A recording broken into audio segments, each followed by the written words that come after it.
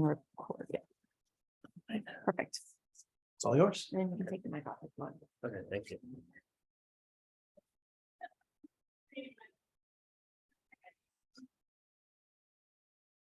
Hi, everyone. My name is Blake Boland, and in my Principles of Marketing class, I was asked to look at one compelling advertisement, analyze why they made an ad, make observations, and critique what they could do better.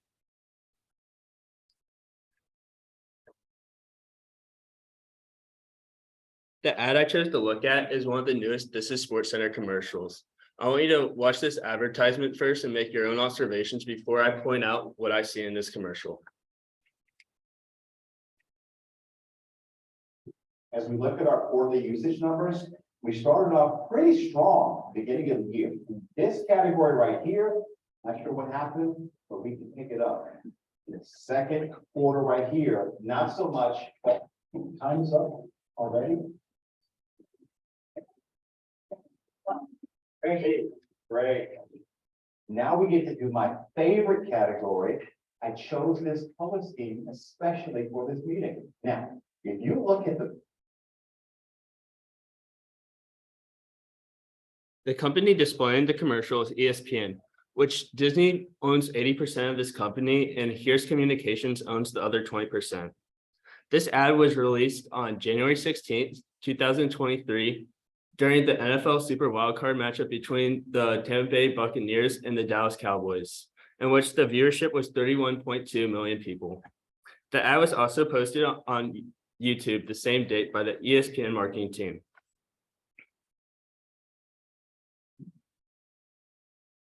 I decided to select this ad because I believe this advertisement is funny and relatable. I know enough about soccer to know that there's stoppage time after the full 90 minutes being played. And I can also relate to this ad because I've been in boring meetings where I just wanted to leave. And I bet a lot of the audience can as well. The ad is also based on sports, which is one of my hobbies. And I've been getting into a lot of different sports recently, including soccer after the Men's World Cup last year. This commercial was also recently produced, so I want to examine why they use the U.S. women's soccer team specifically in this commercial, as they usually use other athletes in other commercials. They also have an interesting marketing strategy as they use this to intrigue the target audience as well as selling the ad to them, but are also grabbing the general audience. So a quick summary of the ad. The ad shows soccer players and others in a boring meeting about office supply usage report, in which the soccer players are happy as the meeting is ending and the clock strikes noon. The referee quickly comes in, however, to the office holding up a sign that said there's 9 minutes added to the meeting. Everyone was upset that they must stay in this meeting, but the leader of the meeting is thrilled. The man giving the leading leads into his favorite category, while the soccer players look bored and are in disbelief.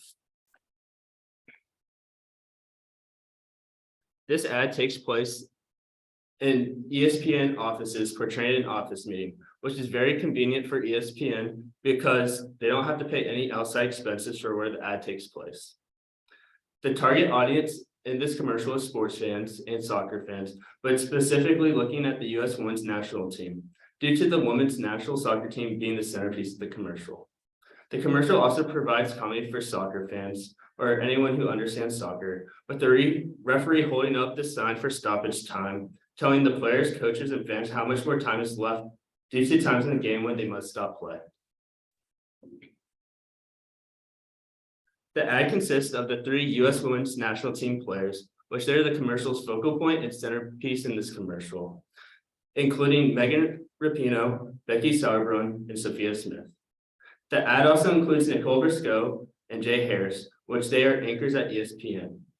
They use these anchors to see if anyone has identified anyone who's caught a couple of SportsCenter shows from time to time, and also is probably a cheaper option as they work for ESPN, does not have to get any actors outside of ESPN.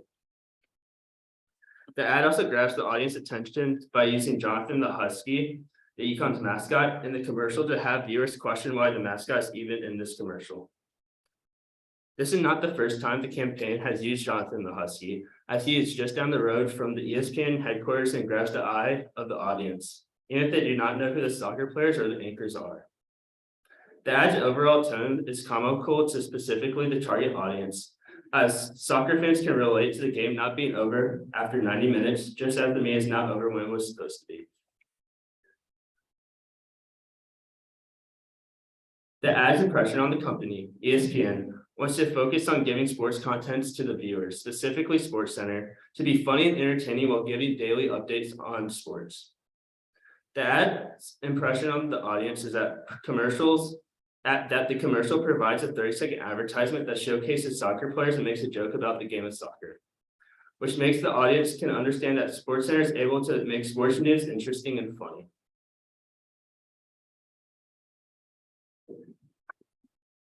Some personal observations I saw with this ad is that this ad can be relatable to the older generations, as most adults have been in a boring meeting and it's been pointless. I also saw that the Women's World Cup is coming this year in August, so they could be giving the audience like entertainment for the Women's World Cup as it's coming and can bring like excitement to the sport. ESPN also stopped their This Is SportsCenter ad campaign in 2017, but is bringing this back for the 2023 year. This can bring nostalgia back for people who have seen these commercials for decades, as these commercials are known to be funny and enjoyable to watch.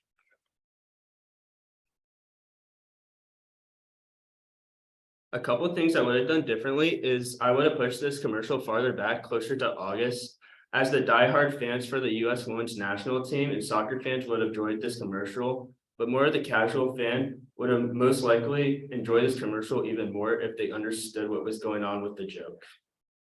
I would also try to include other sports to represent more of their mission statement, which states to serve sports fans in the community anytime, anywhere. So I thought if they got other athletes from other sports, it would focus more on their mission statement and have more people be interested in watching SportsCenter, as SportsCenter focuses on all sports news. So I wanted to ask you guys a couple of questions.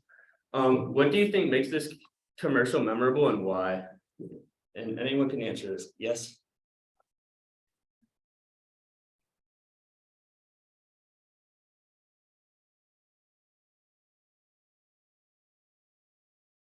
Yes, and they use that because they put that as the centerpiece, so you can see those soccer players being able to, as most people would see those soccer players be the attention. And a lot of people can recognize those soccer players as well if you're fans of the US Women's National as well.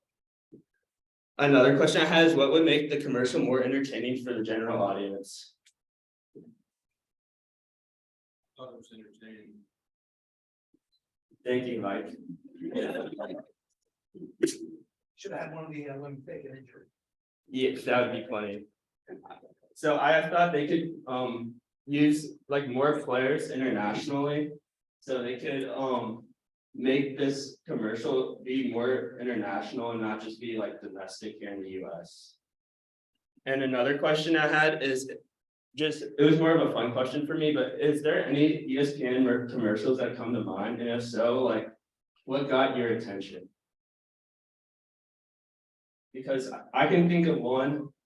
It was the Three Amigos commercial with Ray Allen, Kevin Garnett, and Rajon Rondo, and they do like this funny dance. And I can just remember their dance being like the Three Amigos.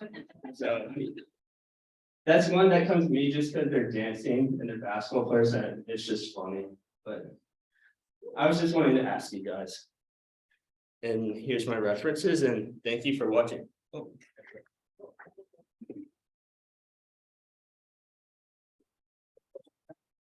I was gonna say, I saw like the one game from commercial. I could just hear the song and remind me. I don't know if it's ESPN. Yeah, and see, they use those like those dances and songs really well to get us to get our attention and separate themselves from other commercials. But thank you so much.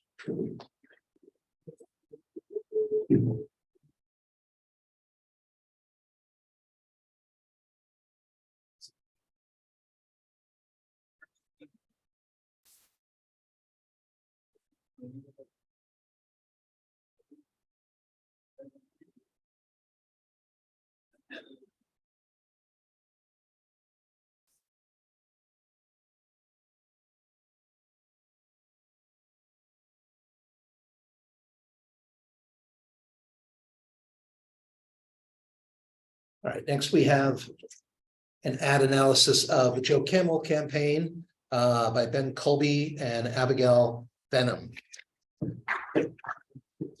Oh, and Randy Brunson, you see it. So we gotta, let's try and figure this out here. Nope, did it wrong again. Yeah, definitely. We have a link to Okay. to a commercial. I don't know like if we're even gonna have time to show it, but if we do, like, do we just click on it and it will take Yeah, us sure. straight to YouTube and then we Yeah. just click back? Yeah. Okay. Do you want to do that or do you want me to do that? Okay. Come on, come on. There we go. And we should still be recording. Yes. We are recording. Okay, good. You guys are good to go. Thank you so much. All right. Do you want to be the clicker or do you want me to be the clicker? We'll probably swap one. Okay, cool. I'll pass this off. When you're doing that. Okay, yeah. Okay. All right. All right, well, good morning, everybody. I'm Ben Colby and this is, I'm Abby Grace. and we're doing an ad presentation of Camel cigarettes, kind of a little bit of their their history and an ad campaign they ran from 1988 to 1997 with Joe Camel. So, what were we doing? Here we are. Page down. Okay, thank you. So Camel cigarettes started in 1913. They were started by Reynolds Tobacco Company. They originally started using, and they still use it, they use a Turkish blend of tobacco along with American tobacco. So they really wanted a symbol to kind of show that they use Turkish tobacco. Camel came to mind. And the Barnum and Bailey circus happened to be coming through town when they came up for this design for the logo. So they actually borrowed a camel from the circus for the logo design. And it was sketched by a graphic designer named Fred Odo. He was from Belgium. And they ended up on this camel right here. They still use this today. It's the same one they used in 1913.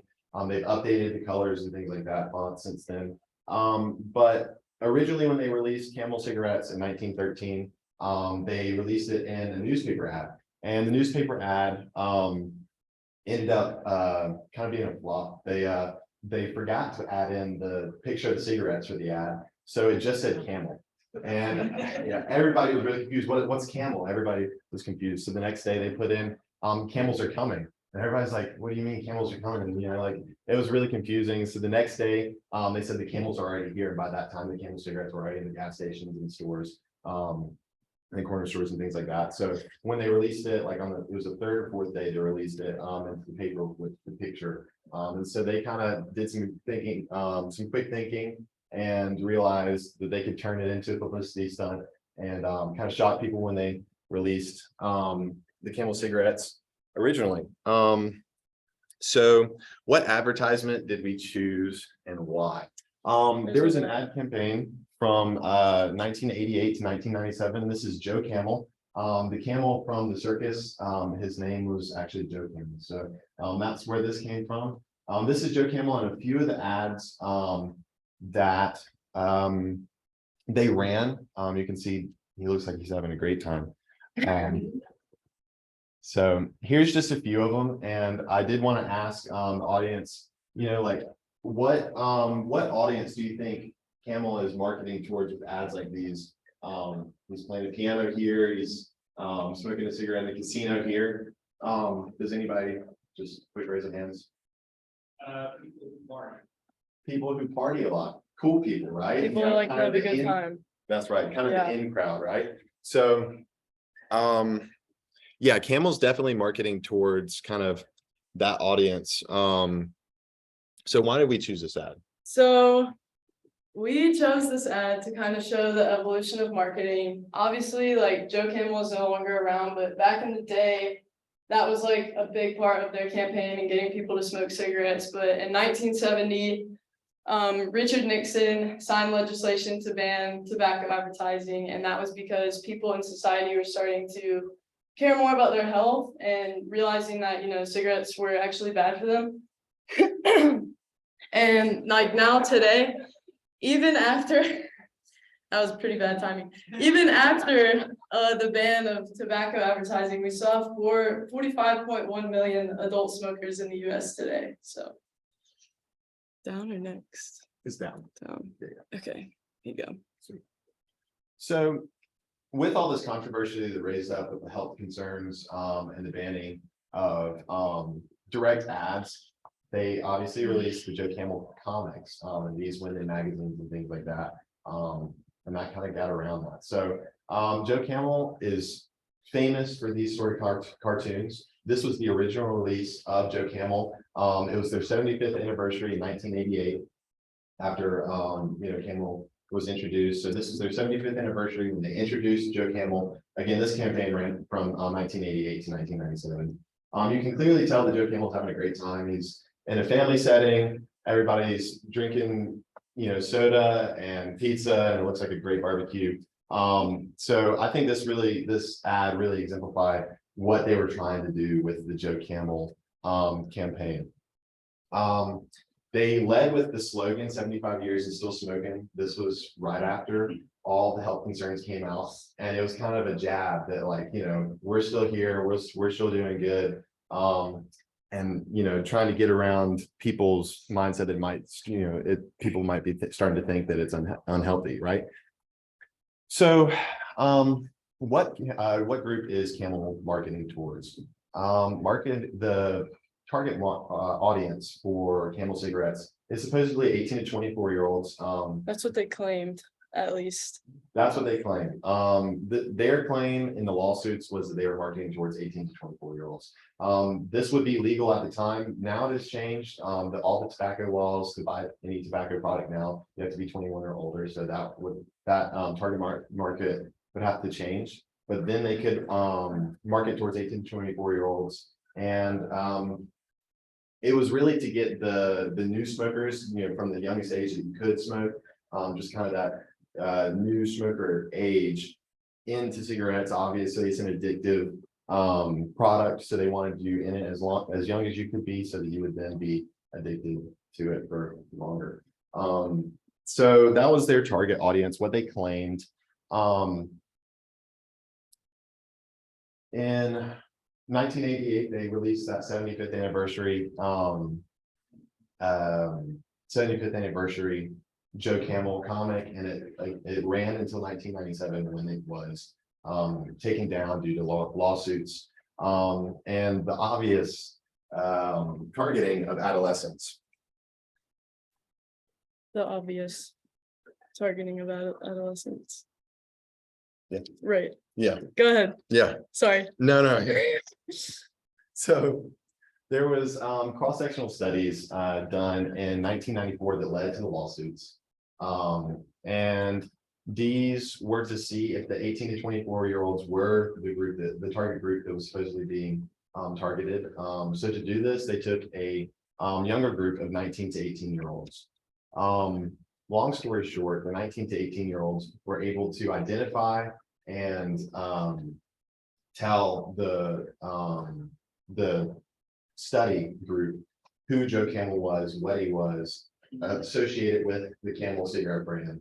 That was the 9 to 18 group. They were able to overwhelmingly recognize Joe Camel, whereas the 18 to 24-year-olds had a little bit more trouble. The 18 to 24-year-olds definitely could recognize a few other brands a little bit better, like Marlboro and different brands like that. But Joe Camel was definitely leaning on the younger group. So this was in 1994, and that really led to a few case studies later.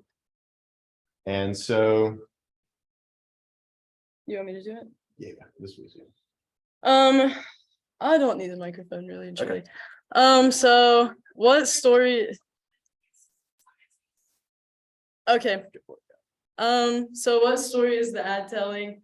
Well, obviously we just went over that this was like their 75th anniversary poster. And you see here that like Joe Camel is surrounded by friends and it looks like they're having a good time. And of course, they all have a Camel cigarette in their mouth. So I think that this ad was really important because he's portrayed as a family character and somebody that people want to be. And that was important for their marketing because, you know, if you see Joe Camel having such a good time smoking Camels, it makes you want to go buy a pack as well. And then how has the persona of someone who smoked Camels in this era changed to what it is today? I would say that before tobacco advertising was banned, when like Joe Camel was in his most popular era, you would think of somebody who smokes Camel cigarettes as like a leather jacket, motorcycle riding type person versus like somebody who smokes a Marlboro maybe is more of like a cowboy, like out Western type personality. But I think that that has changed a lot since the ban of tobacco advertising and like the ban of Joe Camel cartoons specifically. So the story that led to, you know, all the background and all this great marketing that they did led to a lot of worry about who was being targeted with these ads. And so they asked for a statement from the Reynolds Tobacco Company. And he claims that the ads from the company were produced for the sole purpose of persuading a mature audience, but the facts speak otherwise.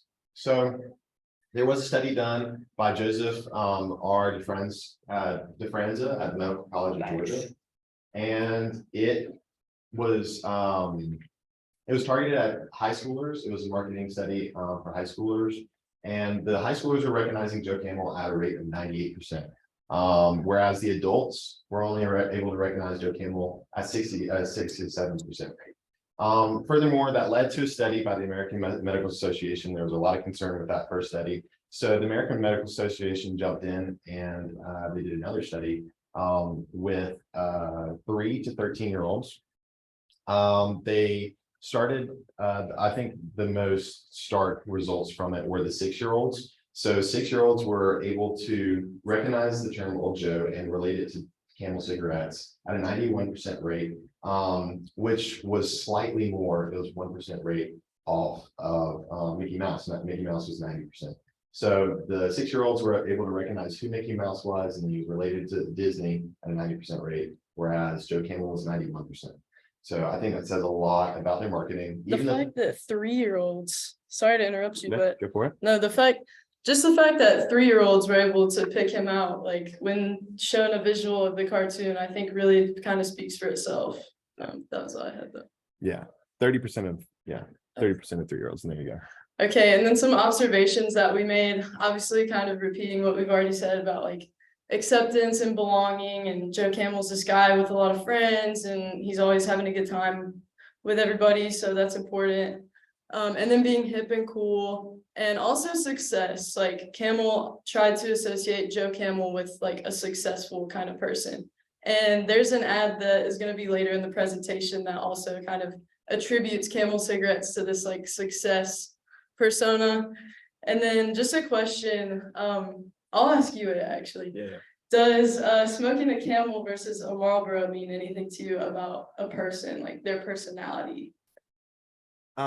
Absolutely. I think a lot of branding has to do with people's individual personality. And Marlboro, like you said, was kind of like a cowboy-esque brand. It was all targeted towards men.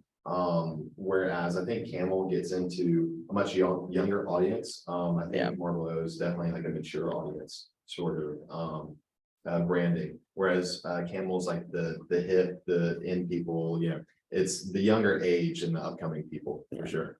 You want me to get to I'll the ask next you the one? next question. Yeah. Or we'll jump ahead. Oh, sorry. No, that's all good. Yeah, we'll jump into it. So Camel actually started later in their campaign with Joe Camel. They started releasing Camel Cash. This is kind of like a monopoly money sort of deal. And it was a marketing technique to promote the purchase of multiple packs of cigarettes. So they would include this monopoly money in the packs of cigarettes. And with this money, you could take it to certain outlets, or you could ship it in with a catalog, and you could buy things like keychains and sweaters, briefcases, ashtrays, backpacks. but it's a very kind of playful thing. Fake money, you can buy prizes with it. It's very much like an arcade experience. Definitely geared younger though, I would say. Monopoly money and stuff like that. I would Definitely say. geared for a younger audience. Yeah, doesn't really appeal to adults as much. Do we want to skip to the summary? We have 1 minute. Yeah. All right. Okay, so the textbook connection that we have is page 41 of chapter 2, and that is where a mission statement is talked about. And Camel's mission statement is driving innovation throughout our businesses, redefining enjoyment for adult tobacco consumers, and reducing the harm caused by smoking. And I think that that is just completely like, why would you even put that in your mission statement? How are they reducing the harm caused by smoking if they're literally selling cigarettes? Anyways, and then this commercial from 1949 was basically of a doctor, and he's sitting at his desk smoking a cigarette, and the narrator to the commercial, like, it pans to the doctor and the narrator says, "We asked doctors all over the world, what cigarette do you smoke, doctor?" And they were all like promoting, it was people in lab coats, promoting Camels. And I think that that is also huge because like today, people that are big into their health and care about, what's good for them and what's bad for them, like, it's kind of the same technique that like toothpaste and face wash uses, where it's like, dentist recommended or #1 dermatologist recommended, but it's like doctors promoting cigarettes. So obviously you wouldn't see that at any point like in today's time, but I just thought that was interesting to include. Okay. So, yeah, to conclude, full circle, to conclude, the Camel cigarettes, we saw what they did with their marketing campaign. It was kind of too strong of a push towards a younger audience, and it ultimately got them in trouble. They've recently bought into brands like Juul, and now Enjoy. And they're kind of pushing towards the future of like what the younger market is. You can still see these companies buying into kind of something that we're seeing that may be timeless with cigarettes, e-cigarettes now. They're trying to get them hooked young so that they pay money for life to the company. That's right. And do we have time for any questions? Okay. Any questions? Nice. We got Oh. some questions in the back.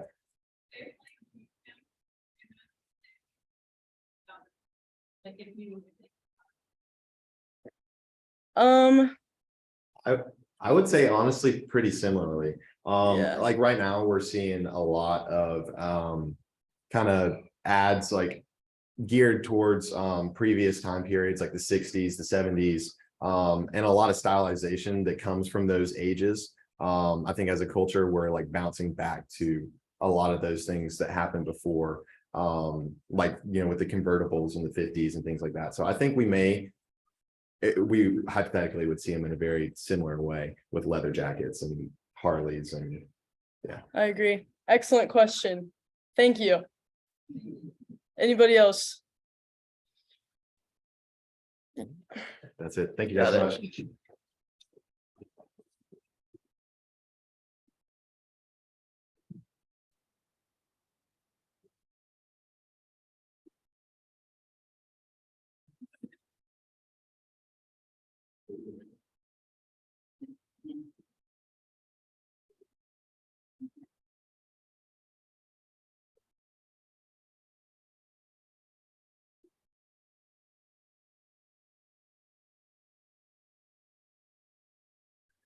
All right, so our third group, sorry, the printing on this is really tiny, sorry. We have the hologram phone attachment group. Come on down.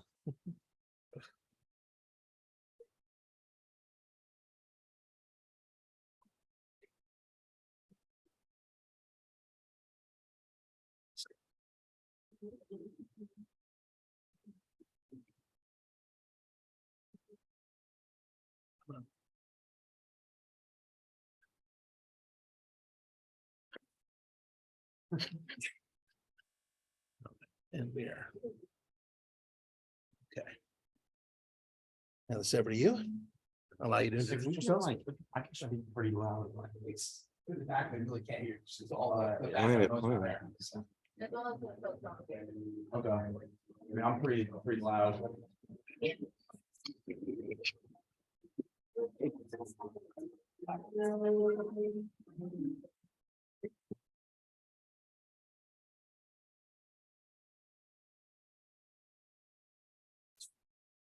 Oh.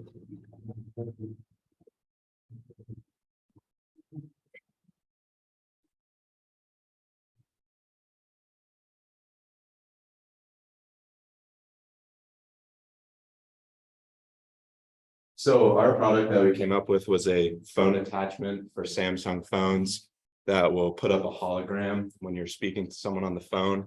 And the mission statement was help stay close to those important from anywhere. And it really focuses in on keeping families connected at times that they can't be. The summary of our presentation, throughout this presentation, we'll go over the summary of the product, the SWOT analysis of the product, if there's any competition in the market, the marketing mix of the product, the budgeting, and how we're going to get this product out there on the market. So our product is a phone attachment that will be specifically for Samsung phones, and it will clip onto the phone, and you can talk to anyone through an app that has the same attachment and phone. It'll put up like a hologram of them. And our product will cost about $500, and then a $20 a month subscription that is required for the hologram to work properly. So we have to design a logo for our company. So it's obviously sponsored by Samsung Galaxy. So we have a little center to show that we're partnering with them.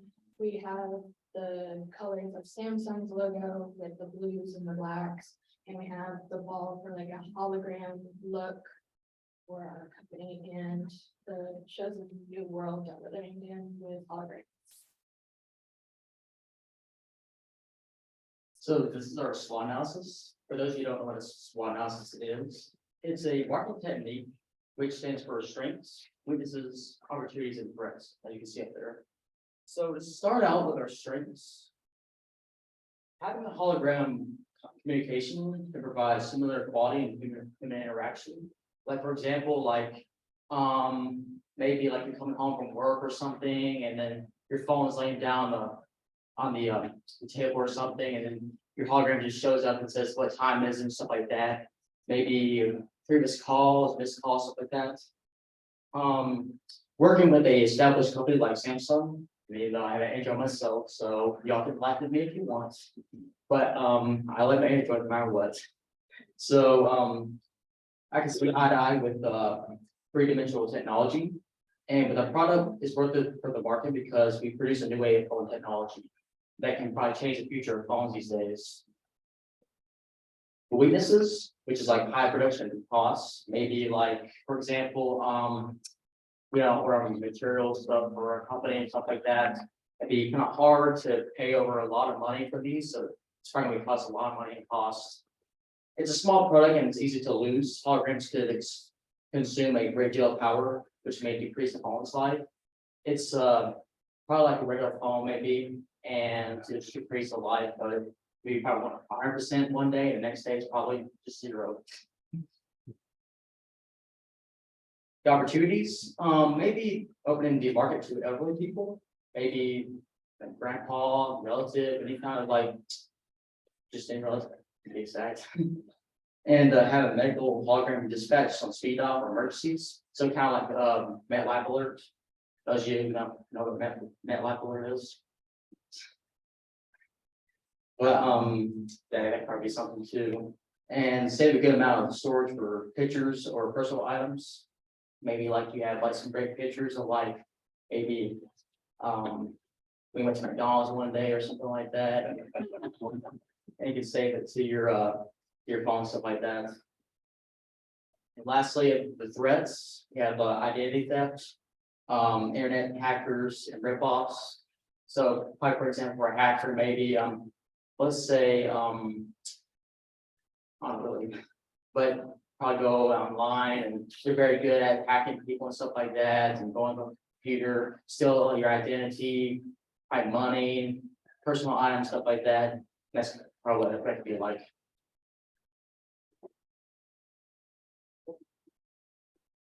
So our top competitors for this would be Skype, Zoom, Google Duo, and FaceTime.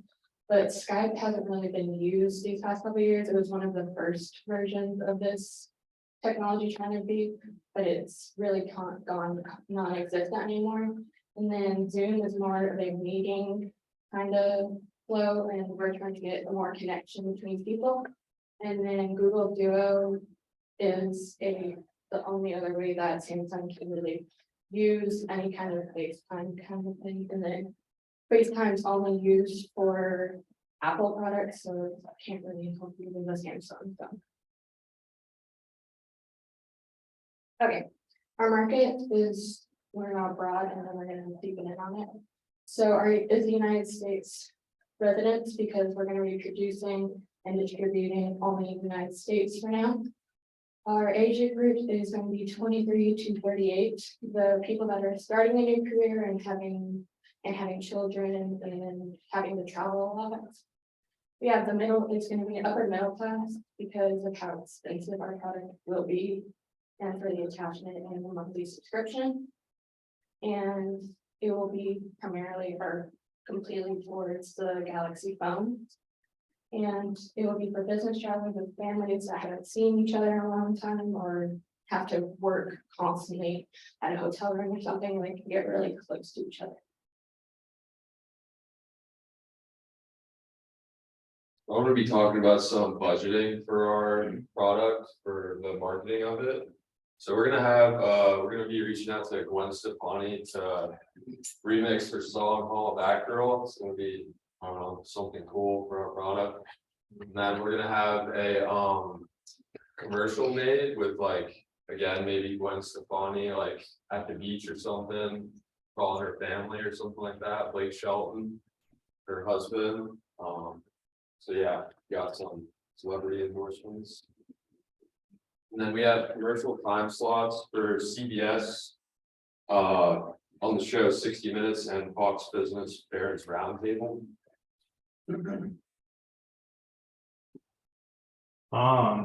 So this is an example of one of our paper ads that we're gonna do. The Wall Street Journal was one we picked because we know a lot of people who are in, any types of business. A lot of people will read the Wall Street Journal. It's one of the most popular ones in the US. Kind of why we chose to do it this way was we didn't want to get into too many specifics and like confuse people with how like our product works. We kind of want to just show what exactly it's going to look like. And as you can see in the picture, it's pretty lifelike hologram, right? We also wanted to include our logo, obviously, so that people can get that image into their mind whenever they see that product. And also, since we're sponsored by Samsung, it's important to include that because obviously, if you have like an Apple phone, it doesn't work quite yet, but it's just important to have that for our paper ads.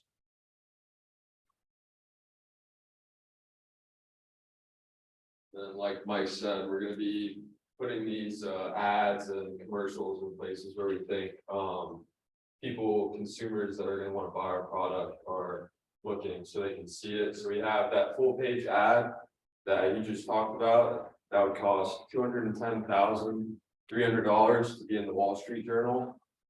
Pretty big chunk of our marketing expenses there. And then our commercial time slot is at 7 p.m. during the 60 Minutes show on CBS, and that's going to cost $126,212. And then we're going to try to keep our celebrity endorsements under $2.5 million. Then we're going to be partnering with automated marketing company called Flavio, and then we'll be paying them based on the amount of contacts that we get through them. So they're going to be sending like mass emails out to people and getting us more consumers for our product. And then we're going to be integrated in e-commerce platforms, which is basically like online shopping on Samsung's website, or we'll probably have our own website. And then all of this is just making sure we're advertising our product in the right place and maximizing those profits. Okay, so An important part, obviously, of marketing a product is having a place that we're going to actually sell it and distribute it. So there's a couple different styles of marketing when you're marketing a product. We decided to do selective, and selective is picking a few different spots or stores to sell your product. There's also like mass marketing where you just sell it everywhere and anywhere. And then it's not quite exclusive, because exclusive would be more just to one store. We picked Best Buy. I feel like a lot of people, who goes to Best Buy in here? Anyone? Yes, a lot of people. So like it'd be huge to have our product there for everyone to see and be like, wow, holograms, cool, right? And also, the sales personnel at Best Buy, I feel like are really good. They're always willing to help if you have any questions about anything. They could really push our product with their Samsung lines and obviously Samsung's website and retail stores. Obviously, they're going to be the ones that we really need to know how this attachment works because it's going to be working with their phones. Another way we're going to market to larger cities. Normally, a lot of business travelers are dealing, in, for example, New York City, Atlanta. They're all very busy areas and people are traveling all over the place. Atlanta has the busiest airport, I think, in the world still. And then also Samsung over the years has acquired a lot of different communication and marketing groups. And that is very helpful for us so that they can help in both the marketing aspect of it, product side, and communicating with our customers, so we're able to get a solid base as well.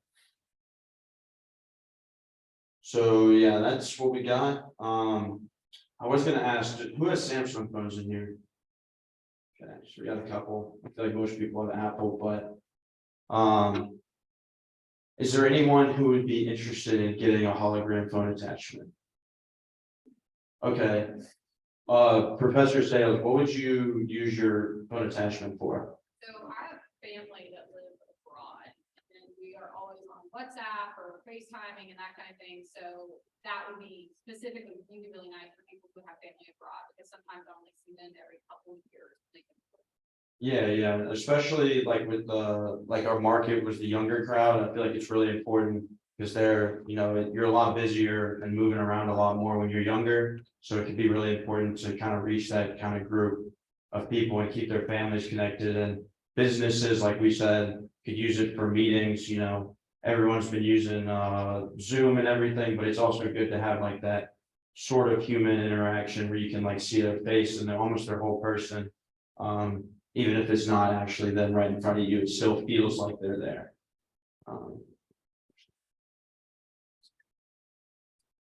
I think that's it. That's what we got.